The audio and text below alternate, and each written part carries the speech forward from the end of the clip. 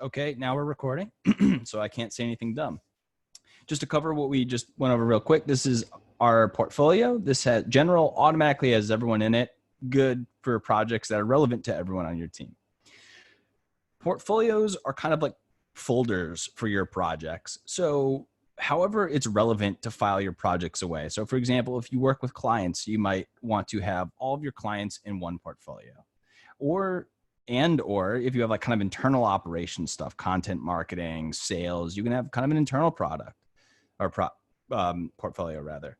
One thing we do is, since we're a product team, we have like marketing, sales, product, engineering. These are our portfolios. But if you're working with clients, you might have some kind of hybridization of that. As we can see, we can invite specific people to specific portfolios. And what that allows us to do is when we create a new project, everyone in that portfolio is automatically invited to it. So this is kind of who's relevant to have access to everything in that portfolio. You can also invite people to specific projects within a portfolio from your team. They will be able to see the portfolio name, but they won't have access to any other projects in that portfolio. In fact, they won't even see who is assigned to that portfolio.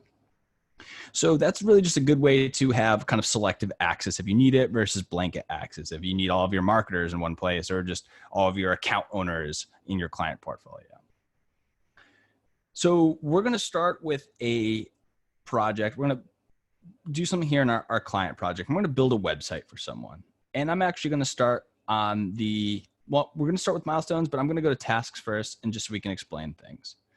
I think before we get started on any project, what I always encourage people to do is think about how they use their task lists. And that becomes relevant because you're going to kind of hit this cross section of, do I use my task lists as phases for kind of the project as far as deliveries, or phases within those deliveries? And if that doesn't quite make sense, I think we're going to iron that out as we go here. But the first thing I'm going to do is actually, let's rename this one. And I'm going to call this to do. And I'm going to unassign myself from this list. We'll cover that. And let's create an in progress. Okay. So now we can kind of see what our workflow looks like. We're going to have tasks starting to do. When we're starting to work on them, we're going to move them to in progress. And then we're going to have a review. And we actually invited a guest to this project, the guest, and we've assigned him to this list, which means any tasks that enter this list, he will be assigned to. Doesn't have to be a guest. That can be anyone. So there's a lot of different use cases for it. I think it works exceptionally well for a review step, be it internal, client-facing, or both. Okay. So now that we've kind of just set up the bare bones here, we're going to jump over. Oh, let me just take a quick aside to talk about guests in a project. Here's where we can see the people in the project, and we can invite a guest to the project as well. That's different than a team member. Guests only have access to the project. Guests won't even see the name of the portfolio that their project is in. So you can shamelessly call this clients, and they will not know. They will not see any of your other clients. They won't see any of your team members that aren't involved in this project. Similarly, if you have team members that aren't involved in this project, they won't be able to see any of this data. So there's kind of inherent walls within Nifty based on who can see what. Okay, so we're going to jump now to milestones. And milestones serve as the big picture of the project, where we want to go. I'm going to collapse my sidebar here. And we're going to start. This is a website we're building. So we're going to kind of have different phases here. And we're going to say, first is onboarding. And this is where we're just going to kind of learn more about the project. And we can set these deadlines right here as we create the project. So let's say we want to finish onboarding by the end of next week.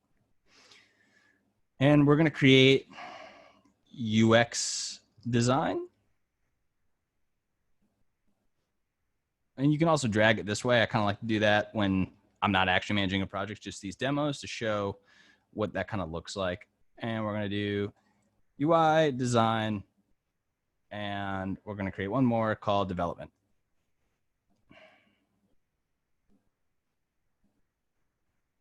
Okay, so I just want this to all kind of go in the order that makes sense to me. Milestones are going to sort by their start date order. So now we can see we kind of drag this into a relevant order and we've created all of our milestones. And this is where we're going in our project and when we expect to get there. Okay, so when we click on a milestone, we open it up to learn more about it. And we're going to start with putting some tasks in. So we're going to have a discovery call, maybe a kickoff call kind of thing. What do we need to build? And from that, we're going to create a spec sheet. And this is really just going to guide our design efforts. You can see when we create these tasks, they end up in a task list. Here are the ones we actually built on the other screen, right? So that's why we took some time at the beginning just to do that. So if we wanted to, we can move these to different lists. It might not make sense at this time as we're onboarding, but if you were to say like, I want this to be in my design list, I want this to be in my development list. So that's why I was kind of asking you to think about how you use lists versus milestones to juggle your phases. And we're going to go through another example of that later in the demo here. So I'm going to add some more tasks in here. UX, we're going to have, let's just say home, screen, and about page. And I'm just going to add UX just to make it super clear and we don't get confused with UI. You'll see when a task is added to a milestone, it automatically is picking up the due date of that milestone, July 12th in this case. We can change that. This is just so you can have some operating due date to work with. Kind of a worst case scenario, right? You can change that due date to be anywhere within the parameters of that milestone. We can't have it before or after, but we can say, I want this done on the 8th. I want the home screen done first. So we can adjust that to be within the milestone. So that's really just there to give you something rather than nothing for a due date, but that can be changed so long as it's in the milestones parameters. So we're gonna do home screen UI. And about us UI. And then development. So let's say dev sprint 1 and dev sprint 2. Really just kind of a quick way we can put this together. Now, if this is how you typically work with your clients in website projects, what you can do is just actually create a template out of this. And we can say, look, I want to save this as a template. This is called website design. And that way, when I have a future client who needs a website designed, I can kick this into action. I can say, you know what, I might need different members in that project. So I don't want to add that to my template. That could be different designers next time. But this is one way you can choose what's going to be preserved.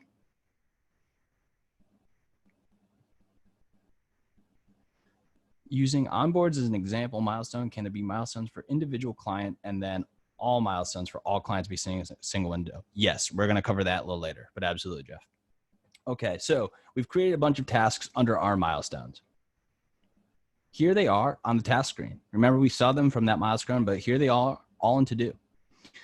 And so as we go along, we can say we have our discovery call, or we're having our discovery calls because this is how we decided we want to work. No wrong way to do it, just whatever works for your team.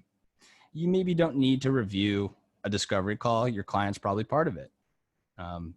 So we're just going to complete that. And we'll see now that that task is reflecting progress on that milestone. 50% done because we're halfway through. So we got off the call and we said, all right, now we have some action items and I need Angie to create a spec sheet.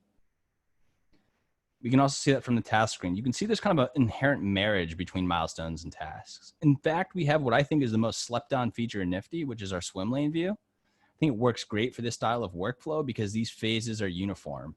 So I can say, here we are in our onboarding milestone. Now we have to do the spec sheet. That's in progress. And now we need the client to review it. And we can see the client's automatically been assigned to that. So the client knows they need to come in and take action on this. They can come in. So let's add a spec sheet. We're going to say, let's attach a pre-existing document. I guess we haven't covered docs. So let's go there really quickly. As we've discussed, we have milestones and tasks, but we have a lot more modules out here, like discussions. This is where we're going to have team discussions. We covered that a bit with the team talk, but if you have a client in the project, they'll be part of this as well. So you can have high-level communications. You can also create documents. And so in this case, I've created a Google Doc. This is for a different demo. So you can see this for a cat app. but it's a Google Doc as we know it. It's just right here in Nifty. You can still arrange it on the Google side. You can edit it on the Google side, and all of that will be preserved right here in your project. But you still have access to like your team chat if you use that, and you have your Nifty doc permissions. So not everyone is automatically invited to every doc. You'll be asked to specify that as you create the document. Weird to me that activities are called milestones. I think this is more so a vernacular for delivery. Every team calls them something different. Some people, if your development milestones might be sprints. Okay, so now that we just kind of touched on docs really quickly, we're going to say, in this case, we have a spec sheet, and I want to call one of the spec sheets to here. I'm going to go to Nifty Docs. Even though it's a Google Doc, it's just all the docs in here. I'm going to say, here's our spec sheet. Now it's attached to this app. So I believe Google Docs do count towards your space, but I can verify. If you have that question, feel free to come to our supports that are after. We can clarify what's using space in Nifty. So we can see what is now on the project or on this task, and our guest can come in and they can say, let's pretend I'm the guest here. They can say, this looks great. Angie, yay. And if it didn't look great, they could move it to a different list. Say, maybe this needs to go back to in progress because here's my feedback. And they could do like this. So I think having these kind of conversations on the task level is really valuable because you find all that together. So, you know, here's my feedback. Why is it about cat dating? I think it's very valid feedback. So, but in this case, they like it and they can mark it complete. I'm going to flip the list view just so we can kind of visualize it that way too. So we're in the review phase and come and say, that's complete. Now we go back to that milestone and it's done. I'm going to go back to timeline view. That's bang, we finished it. So you can kind of see how Nifty is really great for kind of keeping everything you need, whether it's discussions, milestones, tasks, their docs, the files we upload throughout the course of our project is all right here. And it really just coalesces everything into one place. As we saw, you can drop tasks on, or I'm sorry, drop files on here. So if I want to put, let's say here's like an interface thing. Here's the UX. It's not UX, but we'll call it UX. And so we can keep everything together here on our tasks. If you track time, you can do that as well. We'll cover time tracking. Maybe we'll get to it a little later. If not, we'll definitely come to it on another seminar. And now, do we have any like major questions so far as I move along? Because I feel like this is a good way. Well, let me cover one more thing here. We have dependencies, and I'm not going to get too in the weeds with dependencies, but if you want to make your projects have some rigidity, like for example, look, we cannot start UI design on a phase basis until we finish UX. I can put a dependency in there. So now we'll see the dependency arrow pop up, and that means none of these tasks can be started until we finish all of the ones in the previous phase. So this is, you can see here's the caution tape, and I can't complete it. I can make edits on it. So if I need to put some feedback or input on it, but I can't start it until everything in here is done. Now we can also move those tasks across phases here. So if you're just kind of doing quick updates, is good for review. We'll move it here. We see the guest gets applied. Yeah, Gareth, we're gonna come to that in my next example. So I've got you. Okay, so we're gonna complete that right there. And now we'll see that these tasks are unlocked. So that we also have task level dependencies. If I want to say, look, I can't start dev sprint 2 until I finish dev sprint 1, that's also available. The milestone ones are a bit more phase based. Currently right now, Dan, we're going to ask you to just edit a time like this. So you can say, I want this to be 1 hour, and that edited time will show up automatically on that task. There's edited. I'm not going to go too in the weeds right now with time tracking. If we have time later, we'll get to it. But I want to talk about a different way to structure a project. And this is a little bit more list oriented. So let's create a new project. And this one we're going to call building maintenance. This is a question I got in advance. maintenance. This word always, damn it, maintenance. There we go. And this doesn't have to be for building maintenance. This is just the example we're going to use here. But this is if we wanted to approach our project tasks first. Maybe this is because not everything is based around milestones right away, or if this is just how you think. We did address task lists first, but we didn't really upload any tasks until we created those lists, right? We really just framed how we're going to use our lists.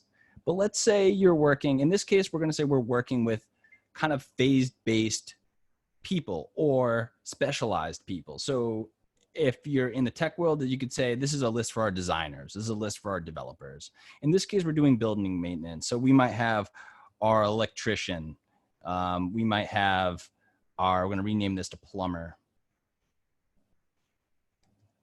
Actually, we'll leave it as plumber for now.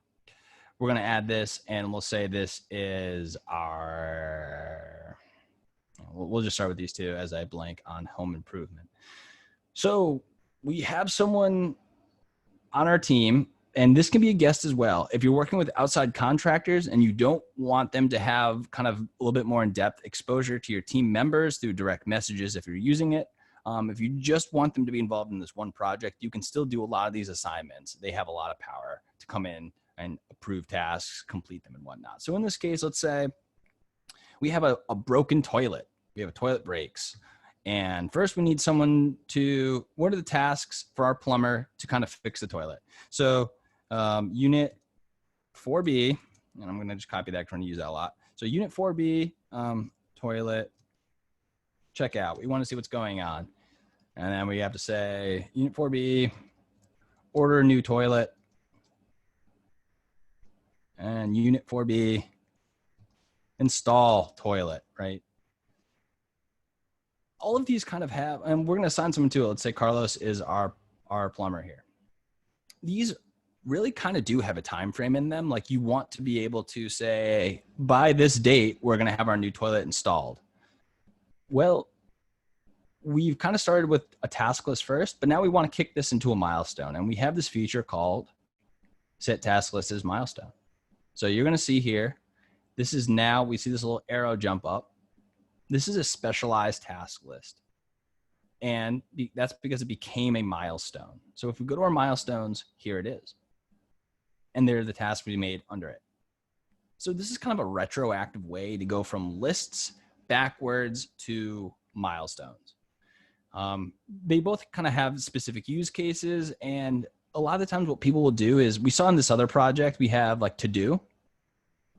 To do is kind of our backlog of everything that needs to be done across the project, right? But if you could imagine each of these milestones had, 20 tasks, our to-do list is going to be 80 tasks deep.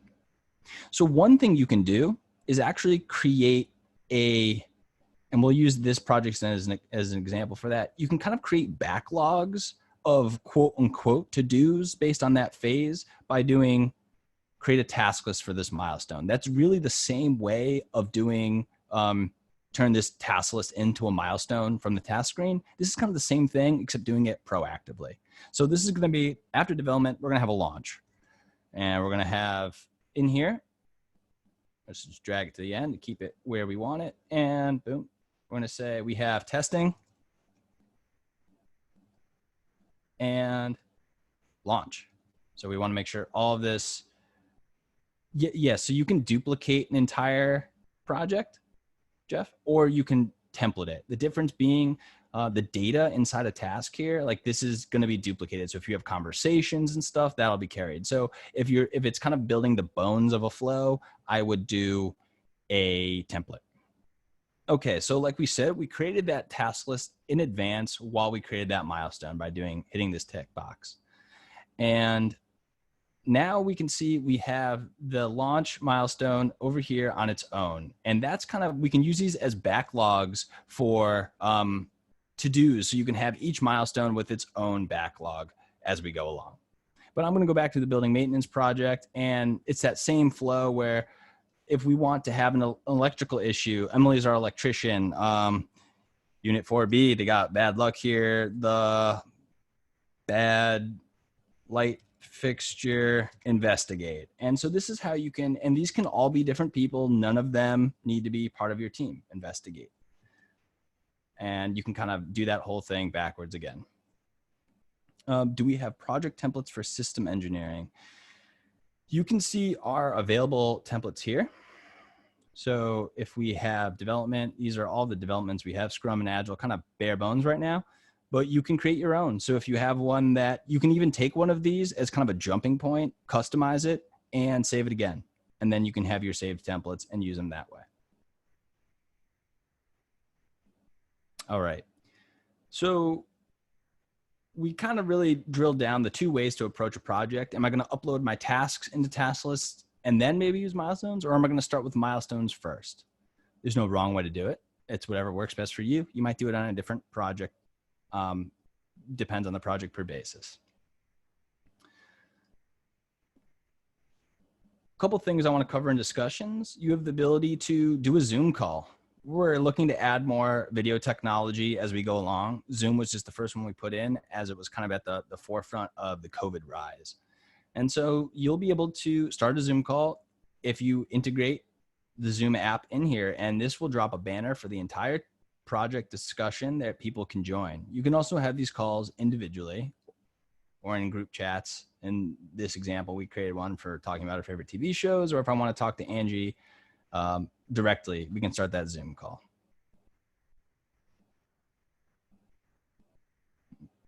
Sorry, I'm going to just read a question here. Running a WordPress maintenance company.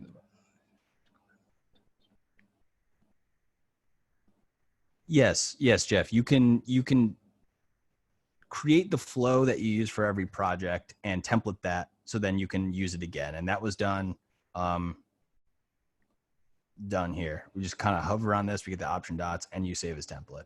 And if I'm failing to answer your question adequately here, I encourage you to visit us in the support center after, and we can get a little bit more granular.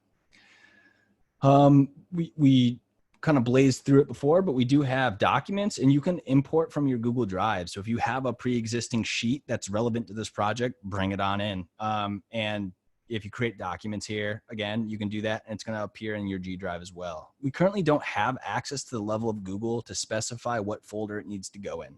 Not up to us. You can bring your pitchforks to Google on that one. But hopefully we can work with them and get that going for you. Yeah, I think we would love to have kind of a template exchange, Matt. I think it's a fantastic idea. I think we're going to be doing a lot more kind of community stuff following the next couple months or so, really start building that out, having people help each other. That would be fantastically useful. So as I mentioned, you can import from your drive here, or in files, you can actually access G Drive or Dropbox. This is not a direct sync.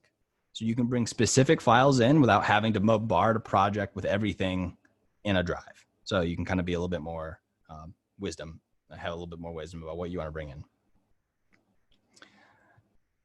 You can, existing templates, when you create a project, here are our templates. So we have a bunch of client collaborations, design, development, legal, marketing, so on and so forth. So if you don't have to use this exactly, like here's the preview, here are the task lists, and here are the default milestones. Again, if you feel like, well, this is half of what I do, you can launch this, edit it, and then save it as your own template. So that's kind of your way of guinea pigging our template to maybe just get your thoughts rolling. You're welcome, Greg. Okay, so I think we've kind of seen how everything works together in a project to bring reporting in one place, bring conversation in one place, task management, doc and file management. Not everyone wants guests really in their workflow, or some people want to be selective on what guests can see. This is where we have some other options, such as being able to hide a milestone or tasks. So if I want to hide this from guests, we'll see the eyeball appear, and guests won't see this milestone or any of the tasks under it. You can do this on a task level as well. So if I say, look, I'm okay with them seeing the milestone, I just want to make sure, our spec doc, something like that. Maybe you can say, I want to do a version 1 spec doc that I don't want the guests to see, so we can review it internally before we kind of do our delivery spec doc. So that's another option. Another one is like, look, I'm doing this for a client, but I really don't want them to have to even log into Nifty.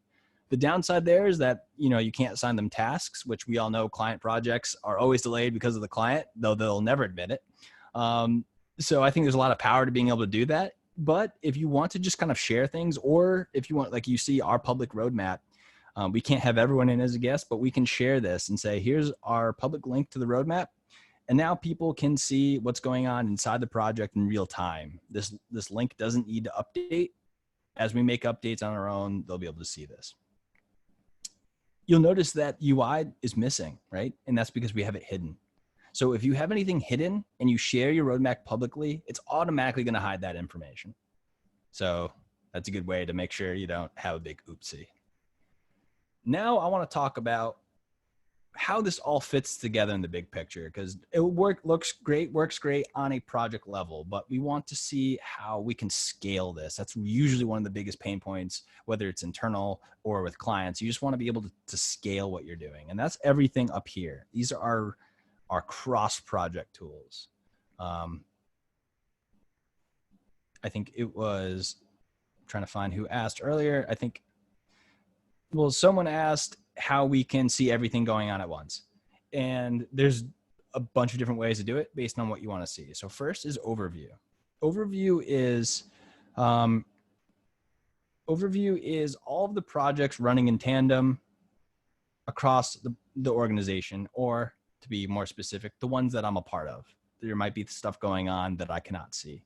Account owners are automatically part of everything, but if you're anything else, you need to be invited. A quick way to do that, if you have like an admin, is you can just invite them to every portfolio. Make sure you don't create any private projects, and then they have access to everything. But here are all of our milestones running in tandem, right?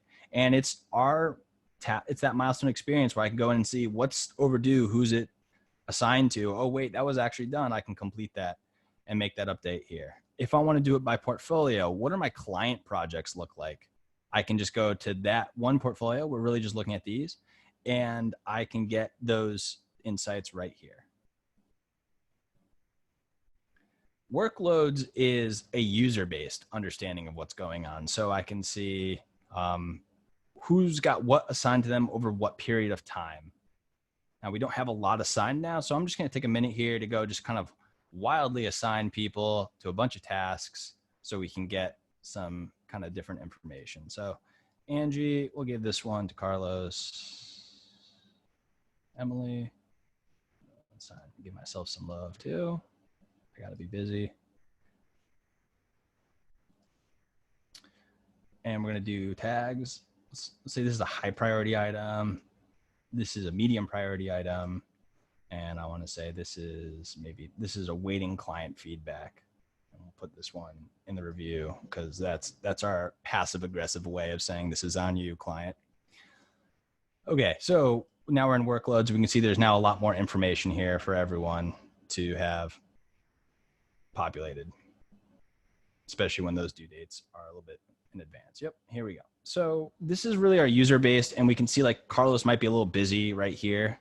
And this is a good way to kind of manage too. Like, do I have everything kind of piling up in one timeline? This is all part of that one milestone we made because they're all picking up the default end date. So we really would want to stagger these once we do that.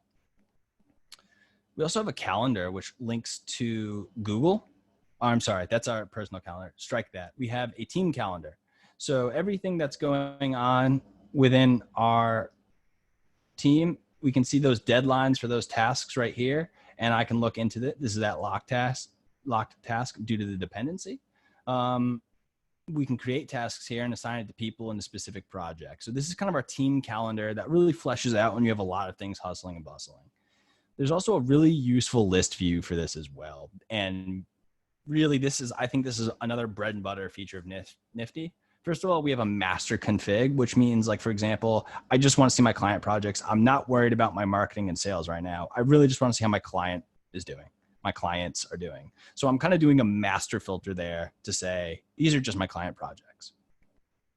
And there's a bunch of ways to sort it. You can see it's automatically doing it based on due date. So here's what's due tomorrow. We got to finish this sprint tomorrow versus here what's due later. And you can see all these due dates file on. And then here's things that don't have a due date. So this is kind of our unscheduled. And this is, we can do a lot more insights here. So that's where those tags, I threw some tags on. What are my high priority items? Things on fire, the About Us UI. Well, let's get to it here, Angie. Or what's awaiting client feedback? Dev Sprint 2. The guest needs to do something here. So this is really where you can get those kind of pointed insights across your entire team. Managers love it.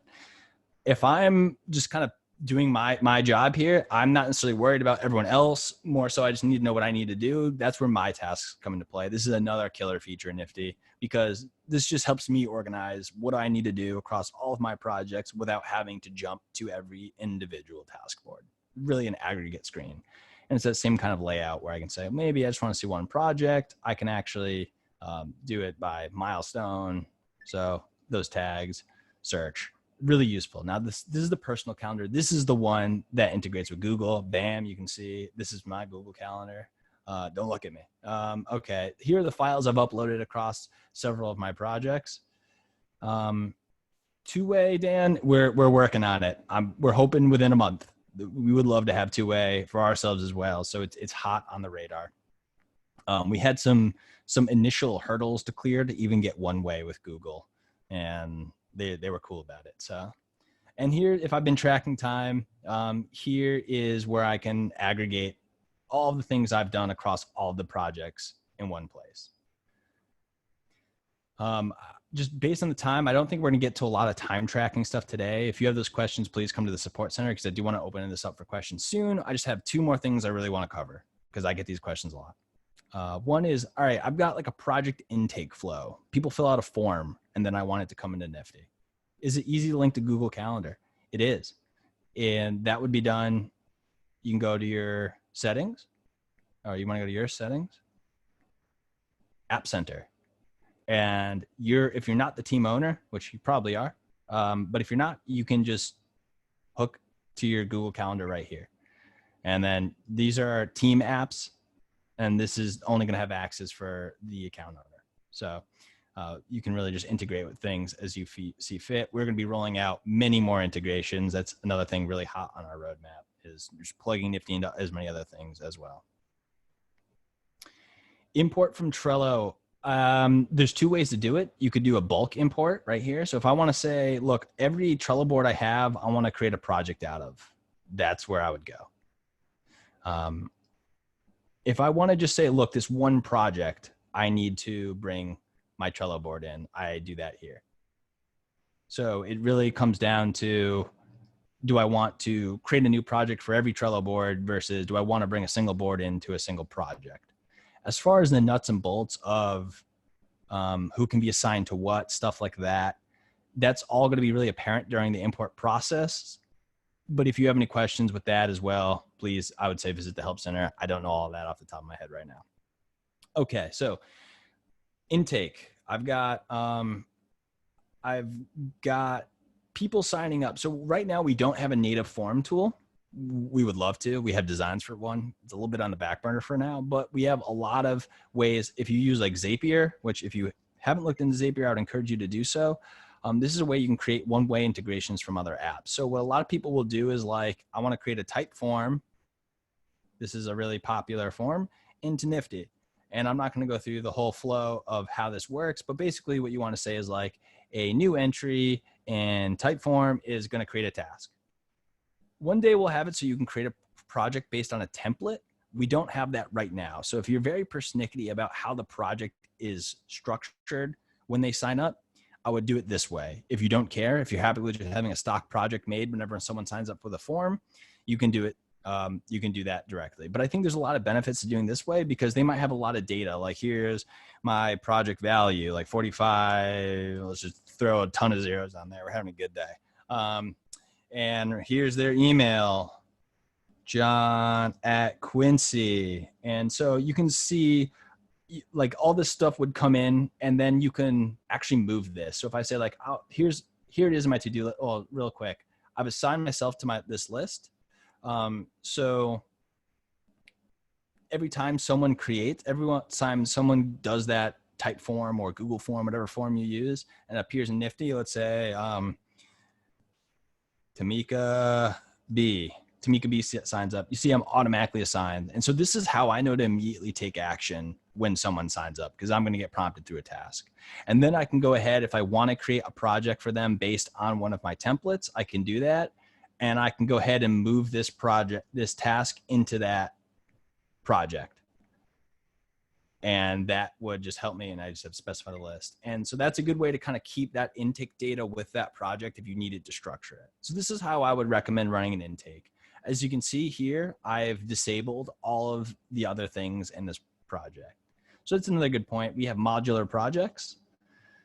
So I know this is the invite, but this is actually the quickest way to get to your project settings. So we go here, and I go to project settings, and this is where I can customize what should be in this project. So you can see here, I've turned off everything except for tasks. And that's a good way to just kind of make this not overbearing. And another example where that's really relevant, and I think Gareth, you asked me this as well. Do we have the ability to have tasks just like a to-do list? Kind of. Every task in Nifty is part of a project. But a project doesn't need to be this full-blown thing, right? Like it can just be, for example, here's my personal project. This is my, I'm going to assign myself to this list because this is only me. I need to email Agent X. Sounds like a nefarious character. Or I need to pick up milk, stuff like this.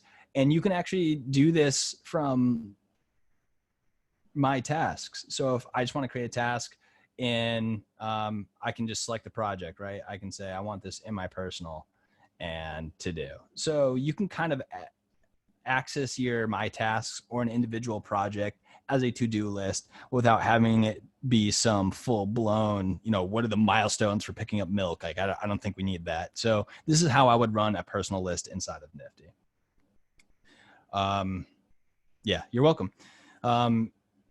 Frederick, I'm going to ask you to point into the roadmap for that. I know it's not on there yet. That's something we're discussing internally, but I appreciate you bringing it up. Integromat is highly requested. Okay, let me just check my notes, make sure I haven't missed anything else. This was really the core of what I was hoping to cover today. Does anyone have any blaring questions? And I can kind of take some time here to answer them. Otherwise, I'm just going to kind of keep going on things I find useful. Recording, I will either send it in an email. It might be on YouTube, TBD. Hierarchy between projects. There's not really a hierarchy between projects. Okay, here they are. They're all flooding in. Okay, there's not really a hierarchy between projects at this time. It's more so like these are all, the hierarchy is really within our portfolios. It goes team, portfolios, projects. So every project kind of stands at shoulder height. That's why I can click on this and see them all in one place. Yeah, so that really covers that. Juan, I'm going to ask you just to go to the help support center for that one. But we'll work that one out. All right, so let's spend some time on time tracking. I think this is a good time to do it. So we've got time tracking. Okay, we'll get right back to time tracking. Jackie Brown just dropped a great question in.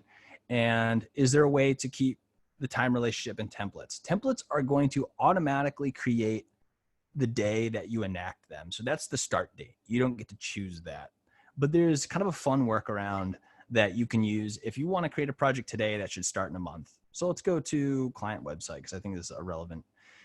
And let's say, pretend this is all empty. This is a template we just created. And what I'm going to do here is set dependencies with all my milestones. And, oh, sorry, we're on here. And UI and launch. So I've now created a dependency for all of my milestones. So what I can do is yoink, and everything's going to slide.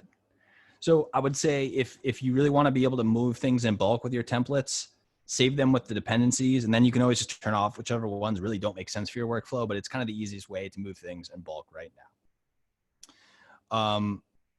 Tasks and subtasks, we'll cover that for sure. So, okay. And then we'll do time tracking. Maybe I can try to get these together. So subtasks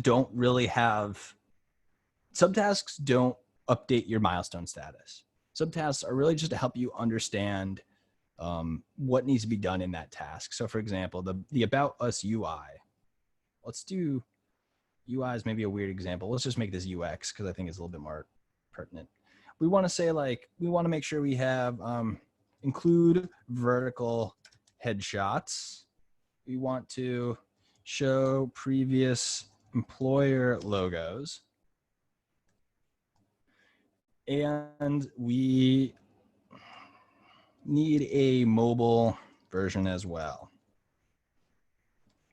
So you can see you're able to, sorry, I got the Mac mouse zoom going here. You're able to assign people to specific subtasks. Subtasks don't have their own due dates. They're not like the subtasks that some other project managers have. But we do have a workaround there, so we'll cover that in a second. But if I want to say, like, for example, maybe the mobile design isn't necessarily Angie's wheelhouse, we'll give that one to Emily. So she can be assigned to just the subtask. She's still assigned to the task, but she can come and say like, oh, okay, I really just need to work on the mobile version. So that's how you could use subtasks. If you do want to do like a subtask kind of thing, like link to other tasks, we have kind of a workaround. So let's say I'm going to just create a new task here, and we're going to call it mobile about UX. And it needs to, I guess we need to murder out this data because it's its own task, but we want to be able to track it from the home screen, the About Us UX, right? So we kind of grazed it earlier, but you have the ability to click on a task ID. These are auto-generated. So this is saying, this used to be called Cat Dating App. So this is why this says Cat. I renamed it. Cat 28 is the 20th task made in the Cat project. And I'm going to copy this. And what I can actually do, this is a hot link inside of Nifty. So I can say, here's the mobile version. And if you want to learn more about that, we'll drop that right there. And so you can see that's a link. And you actually kind of hover and preview that task. And so I can open that up and learn more about it. So this is a good way to kind of use other tasks as pseudo subtasks, but still keep them all in one place. But that copy link is pretty neat too, because I can like use that in a discussion like, hey, what do you guys think of this? And people can check it out. Or if I want to, it's kind of an alternate to a pinging someone. So Angie, or I guess Emily was doing this. We'll say, Emily, looks great. And now she knows exactly what I'm talking about. So that's kind of another fun way to use this reference tool. Okay, but we're gonna hit time tracking now that we have a little time. We want to know how long it takes to do this. So we've already logged some time here, right? But let's say we didn't do it all in one sitting. I want to do it per sitting. So now we're logging time again. We see this widget pop up. You can log one task at a time in Nifty. And you can edit that task while you're running it or afterwards. So if you forget that it's running and you come back 10 hours later and people think you're a shoddy designer, you can say, no, that's not true. I just need to edit it. I just have a shoddy memory. I do too. So this is how we can see this time running, and we're going to stop it. So now we can look at the different times logged on this task.